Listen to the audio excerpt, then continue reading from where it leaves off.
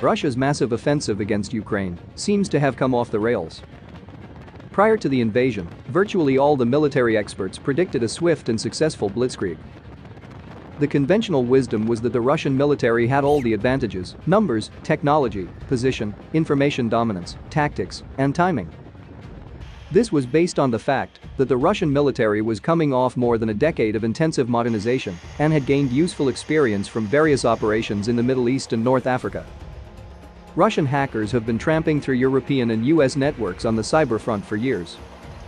Indeed, Russia's 2014 attacks in Crimea and eastern Ukraine were over in a matter of days. Key infrastructure, lines of communications, military facilities, and government buildings were first paralyzed by cyberattacks and then swiftly occupied by a mix of local forces, airborne units, and Spetsnaz, the so-called Little Green Men.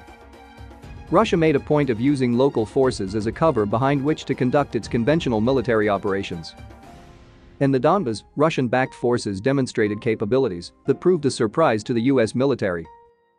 In one instance, Russian forces employed a combination of electronic warfare, unmanned aerial vehicles, and long-range fires with precision-guided and special munitions to wipe out 2 Ukrainian army battalions in a matter of minutes. The Russian operation was the impetus for many Western defense experts to predict that future competition between Russia and the West would be dominated by so-called hybrid warfare.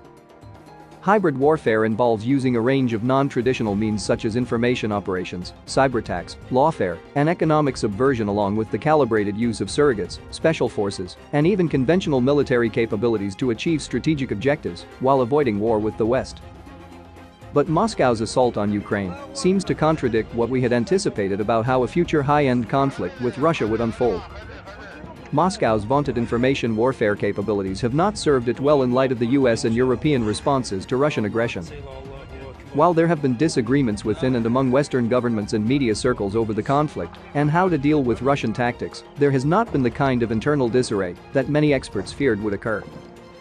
Although information coming from Ukraine is often incomplete, it is clear, as the Director of National Intelligence recently observed, that the Russian military began operations with a defective plan, poorly trained forces, abysmal logistics, limited cyber operations, inadequate air support, insufficient precision munitions, and bad intelligence. What is particularly remarkable is that the Russian operation in Ukraine looks like a throwback to one by the Red Army of World War II.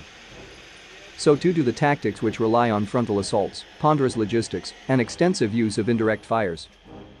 What happened to Putin's Little Green Men, who were so effective in seizing Crimea in 2014?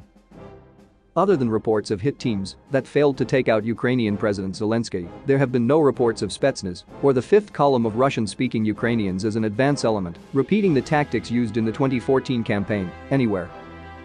This is despite Russia already having a foothold in eastern Ukraine. Overall, Russia's Spetsnaz and airborne units have been largely absent from the battlefield, apart from a few reports of deep raids, which appear to have had limited success. What about Russia's much-discussed cyber capabilities? Before the invasion, the consensus was that Russia would be able to take down Ukraine's network-dependent infrastructure like flipping a light switch, paralyzing both its government and military command and control. This has not happened. While there were reports of cyberattacks prior to the initiation of conventional hostilities, they were nowhere near as comprehensive or effective as many thought they would be. Putin has not been able to stop his own people from communicating their disapproval of him to the world. Likewise, the Russian Air Force has not achieved air dominance. Ukrainian fighters and runway-based unmanned aerial vehicles were still flying more than 2 weeks after the war started. Some Ukrainian airfields have yet to be hit. In addition, some reports indicate the Ukrainian air defenses, particularly low-altitude systems such as US-made Stingers, have been particularly effective against Russian strike aircraft and helicopters.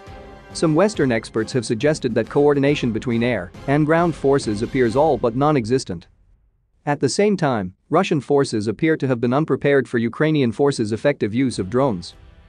This suggests that the Russian military failed to learn some of the lessons of the recent conflict between Azerbaijan and Armenia, notably the need for counter-drone capabilities. It also seems clear that the Russian military's logistical plans for the war were inadequate. There is a string of reports of Russian forces running out of fuel, ammo, and food. In addition, the Russian army created long columns of road-bound supply vehicles that were sitting ducks for Ukrainian forces. Finally, it is evident that the Russian army has lacked sufficient personnel for the magnitude of this operation. While it is not clear that Russia is actually recruiting Chechens and Syrians, it has called up reserves, and some sources have even spoken about a national mobilization. What are the implications of what we see in Ukraine for the US military and its efforts to prepare for the possibility of high-end conflict? One is the need for more air and missile defenses, including counter-drone capabilities. In the intense air defense environment of future conflicts, NATO will need the F-35 more than ever, and the US Army will require both of its new vertical lift platforms. Another implication is the importance of logistics. For the US, this includes figuring out how to get equipment and supplies from CONUS to Europe and offloading material at protected airfields and ports. Yet another is the need to re-equip European forces with heavy armor, and the sale of 250 M1 Abrams to Poland is a good start. Finally, it may be that Western cyber capabilities, both offensive and defensive, may be much better than those wielded by Russia. This could give the US an important advantage in the long-term competition with Russia.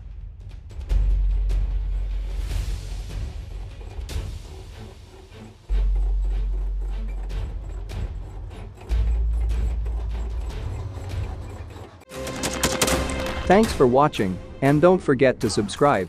Also, if you want to support Warthog Defense, please become our member and get early access to new videos, exclusive members-only videos, and become administrator in comment section.